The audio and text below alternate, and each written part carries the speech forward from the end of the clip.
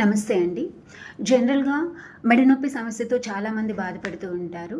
So, ఆ మెడనొప్పికి గల కారణాలేంటో ఈరోజు మనం తెలుసుకుందాం. ఫస్ట్ వచ్చేసి మెడనొప్పి ఎందుకొస్తుంది అంటే మజిల్ స్ట్రెయిన్ వల్ల. అంటే కండరాల మీద ఒత్తిడి పడడం వల్ల. లైక్ ఇప్పుడు మనం ఊరికే మొబైల్ చూడడం, కంప్యూటర్ ముందు కూర్చోవడం అండ్ ఒక హెడ్ పొజిషన్ అనేది కరెక్ట్‌గా లేకపోవడం వల్ల మనకు మెడనొప్పి వస్తుంది. అండ్ ఇంకొకటి ఏంటంటే సర్వైకల్ స్పాండిలోసిస్. అంటే ఏంటి అంటే ఇది వయసు వల్ల వచ్చే బోన్ చేంజెస్ వల్ల ఈ సర్వైకల్ స్పాండిలోసిస్ వస్తుంది. దానివల్ల పెయిన్ వస్తుంది.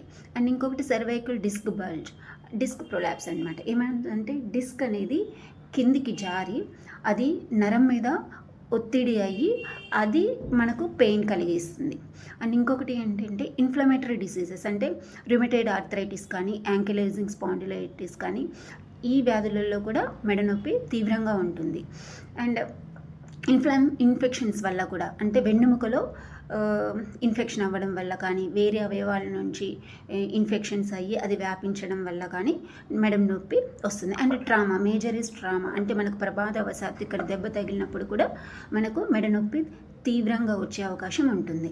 అండ్ ఇంకొకటి ఏంటి అంటే ట్యూమర్స్ అంటే వెన్నెముకలో కానీ అదేవిధంగా వేరే అవయవాల నుంచి కూడా వ్యాపించి మనకు ట్యూమర్స్ వల్ల నెక్ పెయిన్ అనేది వస్తుంది. అండ్ ఇంకొకటి ఫైబ్రోమయాల్జియా అనేది దీర్ఘకాలిక వ్యాధి.